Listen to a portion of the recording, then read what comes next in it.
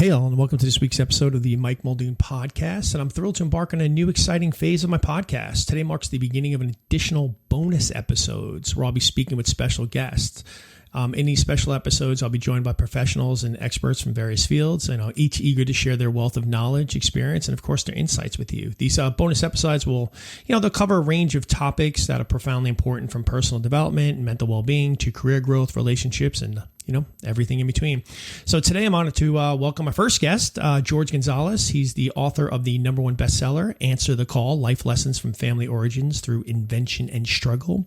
And Jorge will be sharing his journey of reinvention and offering practical insights on how you can embark on a similar transformative path. So here we go. Here's my interview with Jorge.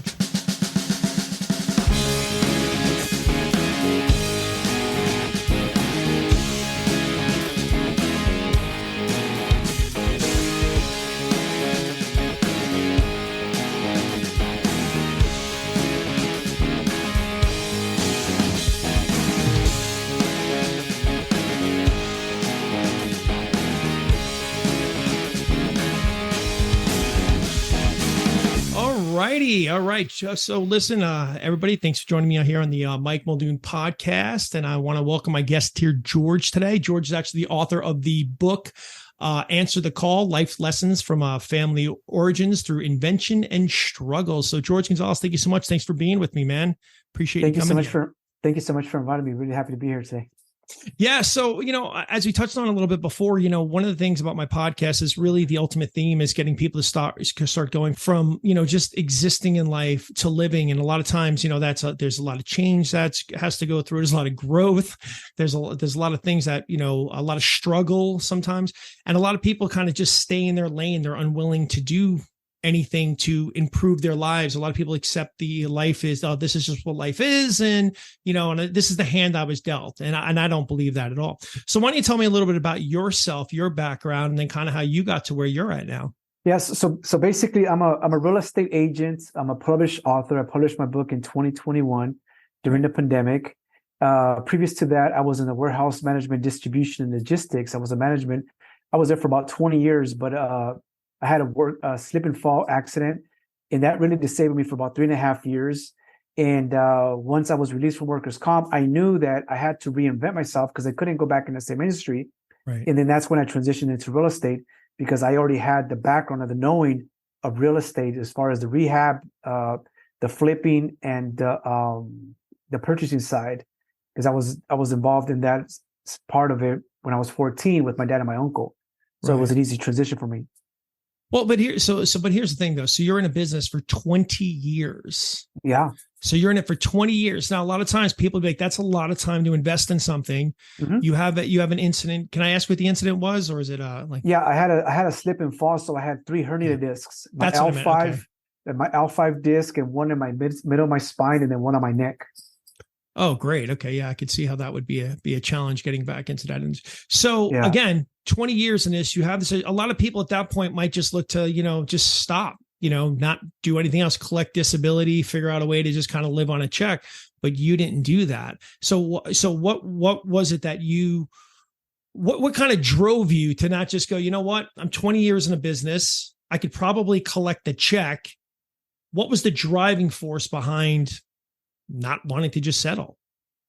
Well, my grandfather migrated from Mexico to the United States back in World War II during this program called the Bracero program, which was a work agreement between the United States and Mexico. When I first heard that story, it humbled me. It made me emotional.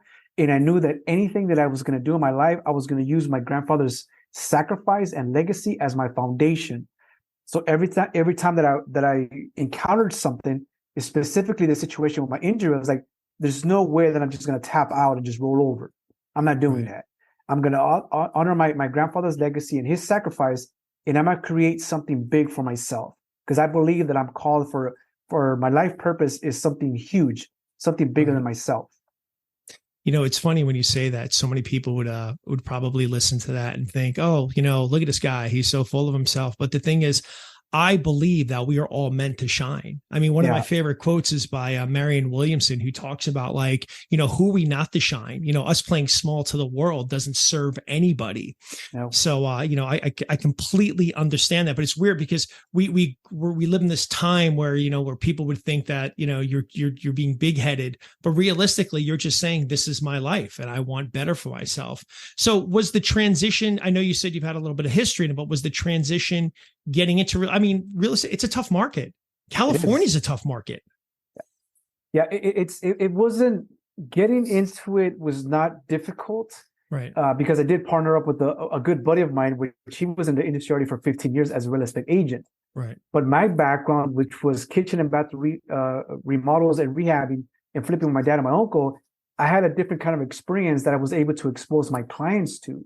And I was able to close 12 deals my first 16 months in real estate. And most of my clients, I made them see something that they weren't willing to see yet. As far as, look, man, this is just everything you see is cosmetic. You're going to put a little bit of sweat equity. You're going to get a discount. You're going to save a lot of money. But this is my experience, and this is what I bring to the table, and this is how I can help you out. And they trusted me with that, and that's how I was able to close those 12 deals in my first 60 months.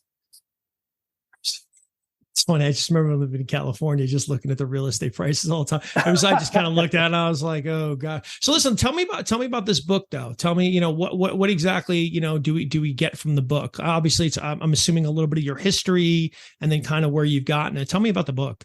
Yeah. The book talks about what anybody should have as far as an entrepreneur or anybody in business. Right. I talk about the foundation. I talk about influence. I talk about success. I talk about struggles. I talk about faith, and I talk about success, and reinventing oneself, because for the most part, most of us have to reinvent ourselves. But see, the thing is that when we reinvent ourselves, we really find out, oh my God, this was what I was always meant to be, right? And what I was always meant to do. But it's scary because what people don't realize is that we're going to bring all our previous experience to the forefront, and that's what we're going to use as a foundation for either our new career or a new path forward, which it can be scary if you don't have that plan.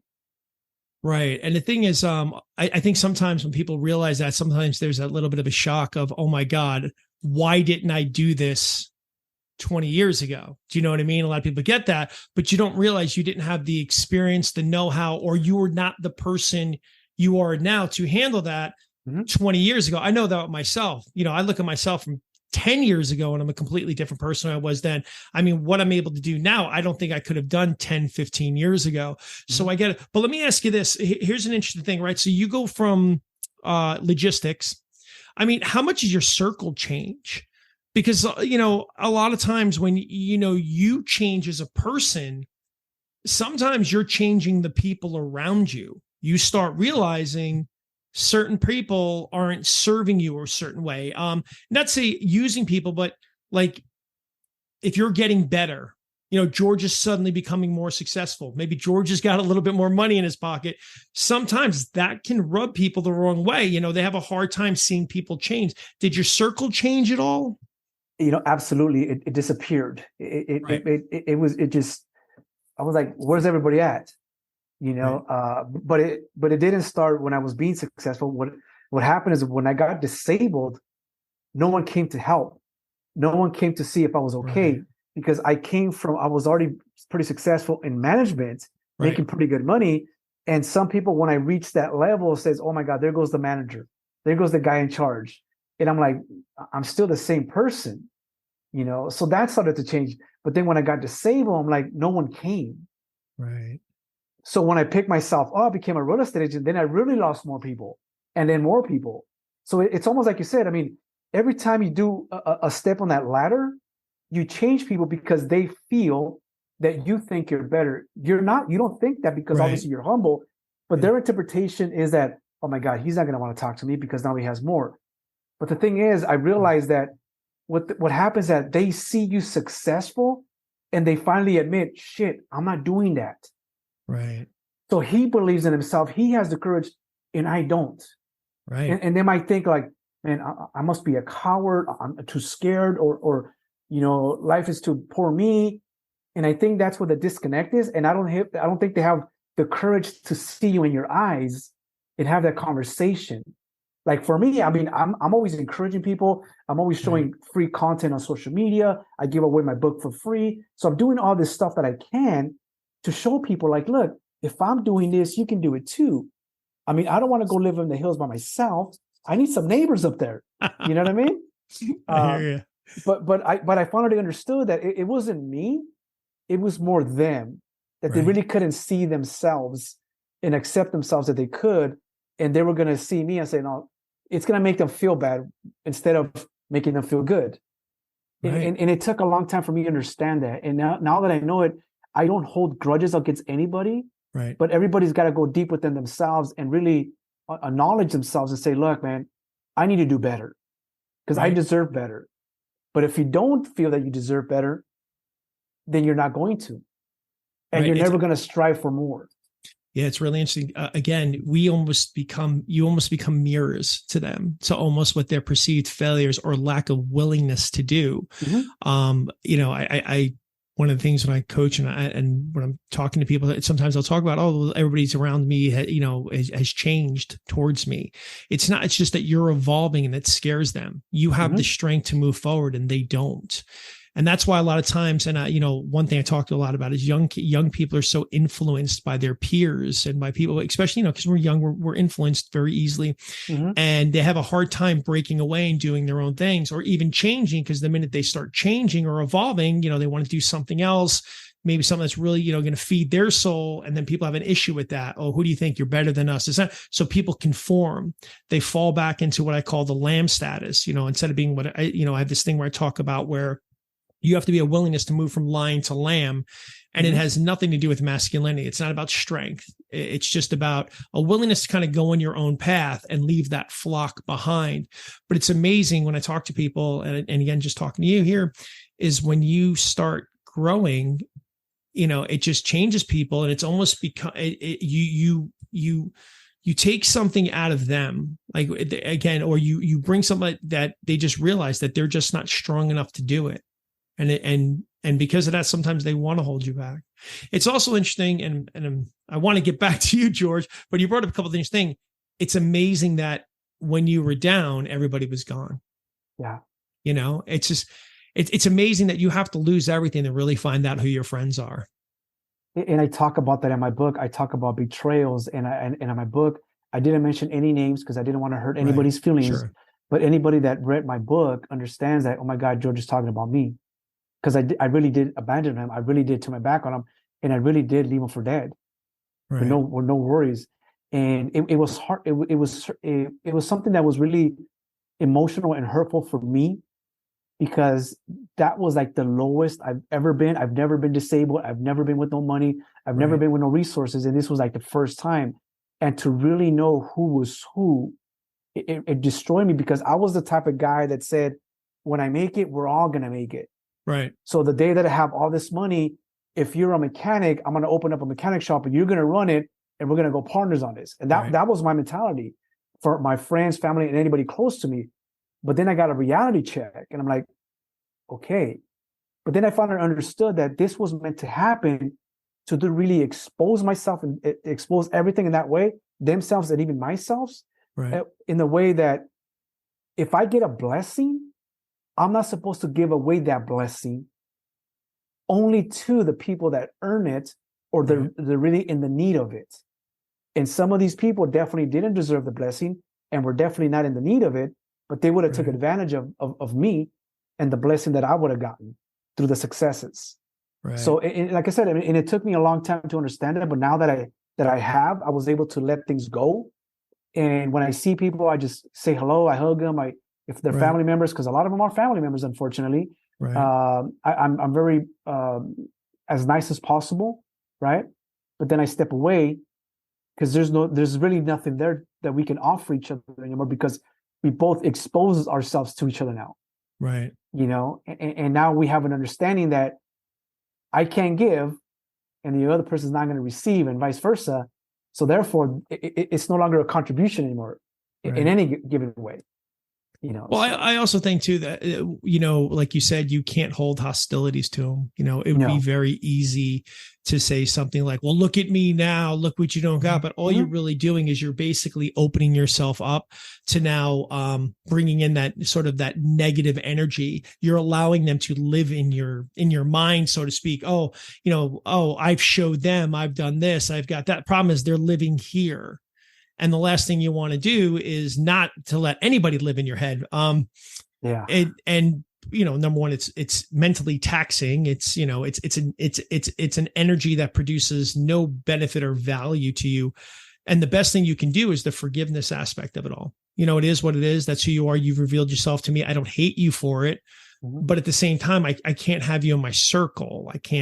We can't do this together. I don't hate you, but it's just, I don't know. It's just it becomes an energy thing at that point, where you gotta. I can't go to war with neither of them. None of them. Right. My life would be at stake, in jeopardy. Right. It's funny when you're talking about this, it just always makes me think about how many athletes, right? They're out there, they got their entourage, they got the circle, they got the money, they got the big contracts, everybody's there. Everybody's got their back. The money dries up. The clubs are gone, the cars are gone, whatever it is. And then they're just left alone, and that's just gotta, at least you learned it like the first way around, the first go around. I believe it's a blessing for me now, is what I feel. Yeah, definitely. Well, that's the whole thing, right? Yeah. With a blessing, everybody goes, well, is this a blessing? We don't know. Right. Time will reveal whether or not this was a blessing. There's so many things that, so many things I look back at my life and I go, oh, that was terrible. And then I look back, I go, oh gosh, thank you. Thank God that happened then, So it's absolutely insane, but it really just comes down to ultimately, another thing I talk about on my podcast, because I have like 5 things that I firmly believe in. One is just the people you surround yourself with.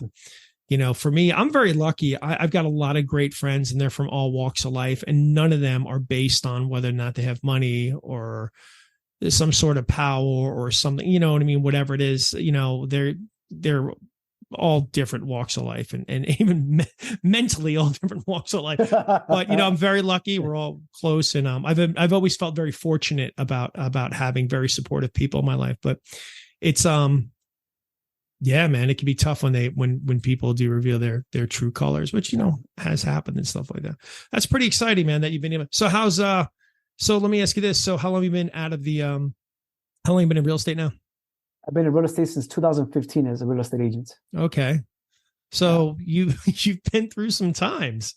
Yeah. And it's really rough right now with the interest rates and the lack of inventory. It's really difficult for a lot of clients. I got buyers that want to buy, but the rates just push them out. I got sellers that want to sell, but where are they going to go? There's no inventory. Right. So I was like, really? So again, like, this is perfect. How are you weathering that mentally? Like, it's funny because every time something happens, it's almost like something's put in front of me to occupy my mind, occupy my time. Now, I published the book in 2021. And I've been going to college universities to speak and motivate the next generation, right? And inspire them. And now 2 months ago, about 3 months ago, it came to me that I should be on podcasts, sharing the stories and sharing the lessons. So that has pulled me out of the sidetrack of the mentality of the bad market that we're in. Right. And really is putting me in front of amazing individuals like yourself and other podcasters that just talking like friends, like we've known each other for a long time, having a lot of things in common, and see how we can serve our communities with the lessons that we have to share with each other. So I'm hoping to expand on that. And I'm being invited to more podcasts. I'm reaching out to some reach out to me and get invited and whatnot, also to speaking engagements. So it's like this whole domino effect. So I believe that my calling now is to really promote the stories and the message of my book, which is Answer the Call. And Answer the Call means following your gifts, your talents, and pursuing your life purpose. That's what that means. Right. And my book title was supposed to be called American Inventor, because I'm also an inventor. Right. I invented a batting machine for baseball and softball. But the last day that I was actually finalizing the title, I heard this most powerful, sweetest voice you could never hear in your life. And there's no mistake whose voice that was. Right. It said, Answer the Call. And it got my attention. And then I heard it a second time. And then I said it out loud on the phone, because I was on the phone with my publishing company. And I said, answer the call. And they asked me, what is that?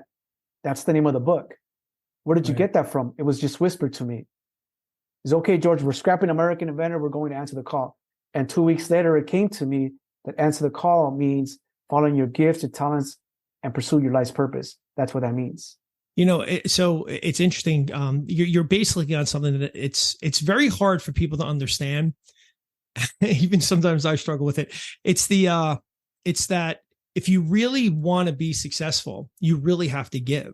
They talk about it all the time. If you're down and you're on your luck, start giving, start being, more open to people, contribute more, share more, be available more, give more. But when you're down and you're struggling and you're broke, you don't have a job, this is going on, kids. And then, and the first thing they're saying is, well, you know what you need to do? You need to contribute more to the world. And it's amazing how that kind of cycles back to you. I often say that with money. People are saying, I donate often. I'm not talking lots of money, but I had a friend of mine. I'd say I donate this money to. I said, you should, a couple bucks there. It wasn't much at all. And he's like, no, I ain't going to do that. He's like, And I said, but you'd be surprised how eventually it comes back to you. So maybe there's some sort of selfish reason why I do it, but it always just seems to make its way back to you. And I feel like when you give your gifts and your talents to the world, there's an amazing thing that comes back to you with it. And again, I'm not saying we should give just to get back, but there's something that you're kind of putting it out there, and then it kind of just makes it, and maybe a different form or something like that. Maybe it's just that feeling that you've changed somebody's life, and then all of a sudden that, Yeah, you're absolutely right, because every time something happened to me, like I was unemployed in 2008 and 9 when the market crashed. Right. And I actually became an inventor coaching my daughter's softball team. I was unemployed, collecting a check. I couldn't get a job because I was overqualified. I decided to coach my daughter's team, and I became an inventor on that field, trying to make my daughter better. So we invented a batting machine for baseball and softball on that part of it. When I got injured and disabled, then I decided to go back into real estate to help people, right? Because of course I knew that there was a service I could provide, and I became successful in real estate. Now, with this real estate situation that we are now, I wrote the book. I give it away for free, and I'm doing all these podcast interviews all for free. So giving back to the community and stuff like that, and it's fulfilling me. You see what I mean? Right. I mean, I'm not doing it for just to receive, but like you said, every time something happens to me, I always donate my time. I always donate something. Like I've never had a yard sale ever. Right. I always donate everything, and guess what happens after that? I always receive a lot more than what I donated. Right. And I tell my family, because my family, they like to do yard sales or whatnot. And I go, look, I'm not saying it's bad what you're doing. I'm not saying that. Right. But I would recommend you donate it. It's like, why would I want to do that? I was like, look, if you do good deeds, good things happen to you. I'm not saying do them for that reason. I'm saying, I told them, have you ever seen me do a yard sale? He said, no, I always donate my stuff. But guess what happens after that? God blesses me with more stuff. Right. Why? Because I gave to the needy. I know you're selling it to somebody at a very low discount at a yard sale, and I get that. They need help too. But imagine if you were to help other people that really don't have anything. Right. And it's like this circle. We give, receive, give, receive, give, receive, give, receive. And that's what life is. It's funny. Yeah, we donate so many things.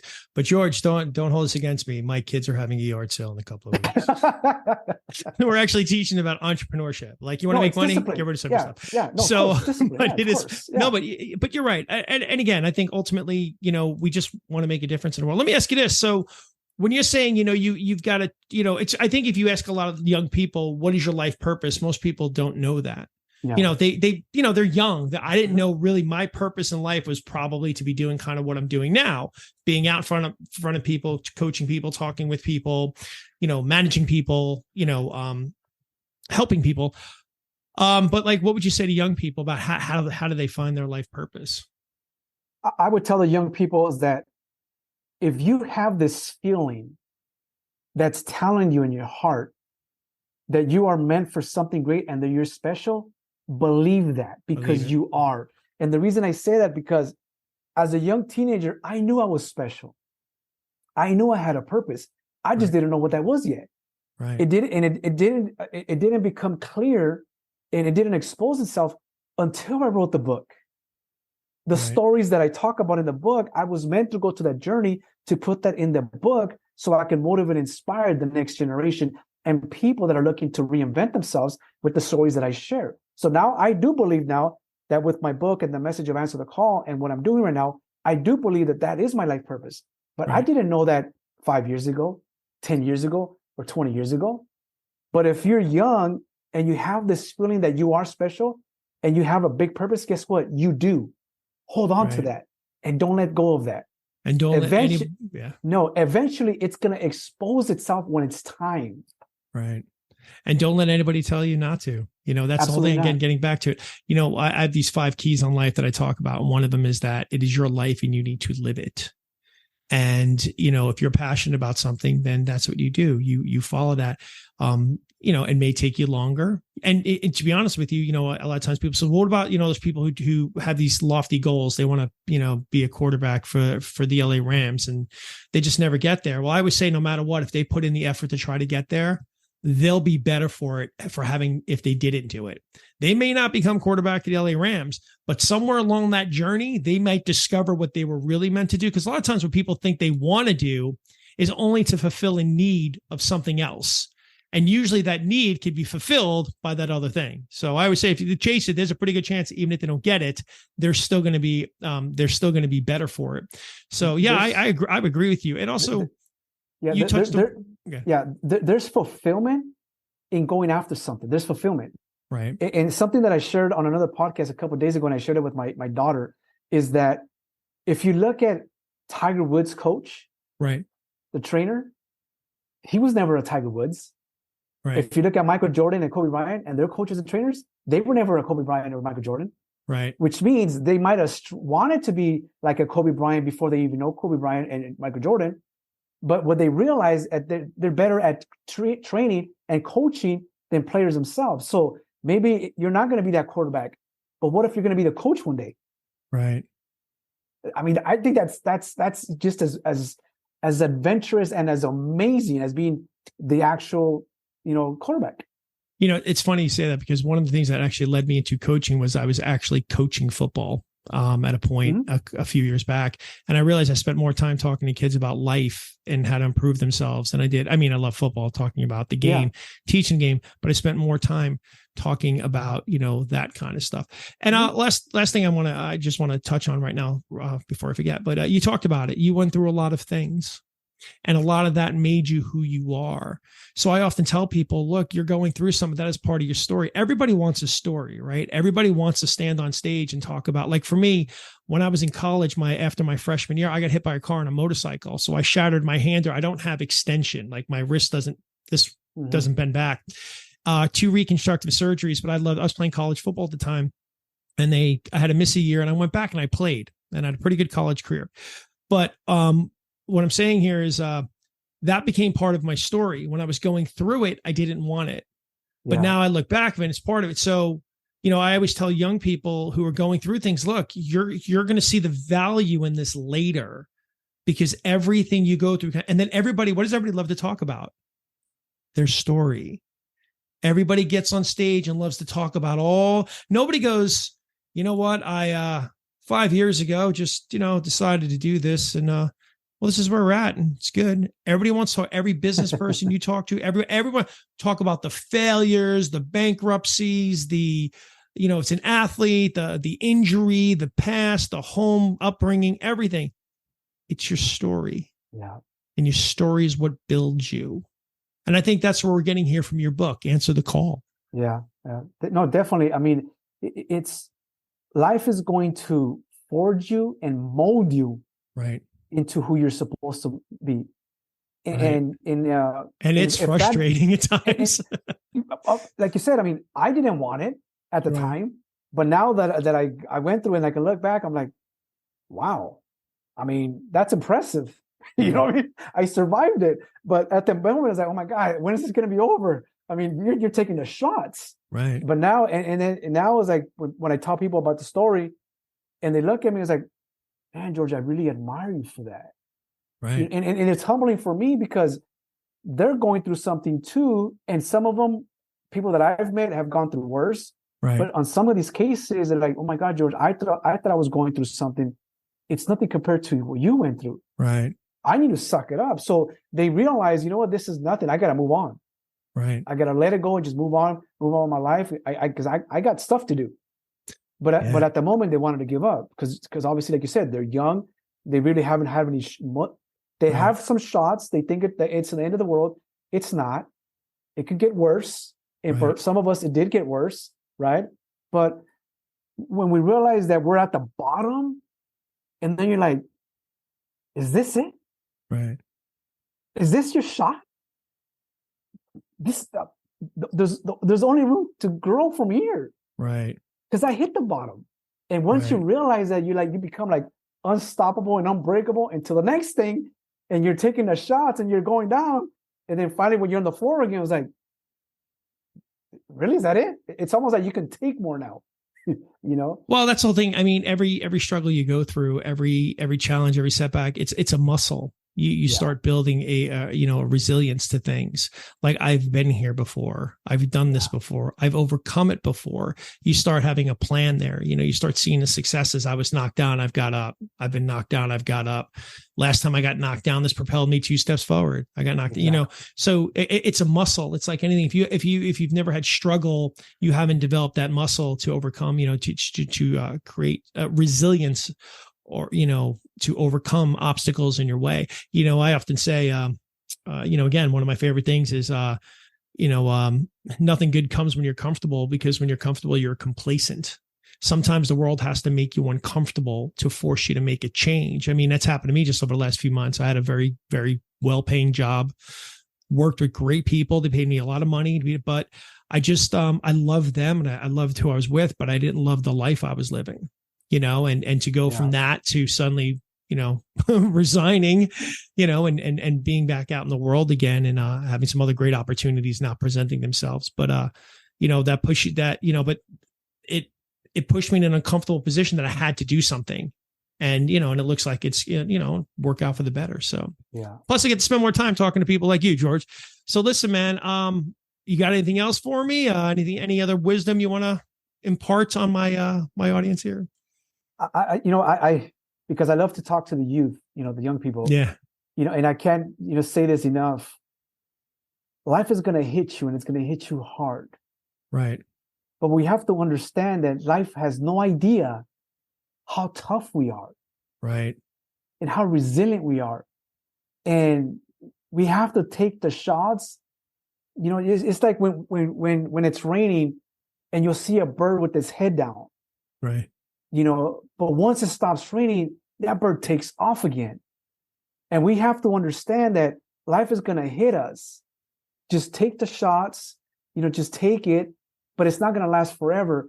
But once it's done, if it makes you angry, use that anger as energy. Don't be bitter. Use it as energy, use it as fuel, and show life, you know what? Now, I don't stop here. This doesn't end here. This is what I'm going to become. And believe in that with everything you have, and nothing's going to stop you. That's awesome. Promise you that. That's awesome. And a key right there. Don't be bitter. Yeah, don't let other people live inside you, because it's just a way of energy. I could be, and I have every right to be. But you know what? I choose not to be. Right. I choose not to be.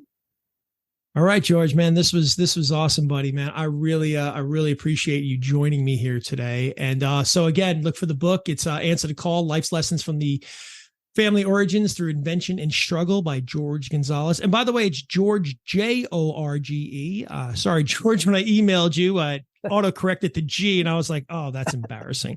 So, okay. Hey, man, I appreciate you being on the show, man. And I'd love to keep connecting with you, right? Have a great rest of your day, man. And let them know that they can actually download the book for free. Perfect. In my bio. Where can they get the book? So they can follow me on Instagram. That's where I'm most active. That's where I do all my content creation at. Where's that at? Like, what's your username? It's George_V_Gonzalez. If you go to my bio, you can download there's 3 options there, but one of them is to download for free. Sounds great. All right. We'll get everybody directed there. I'll make sure I do it here on the podcast as well. you.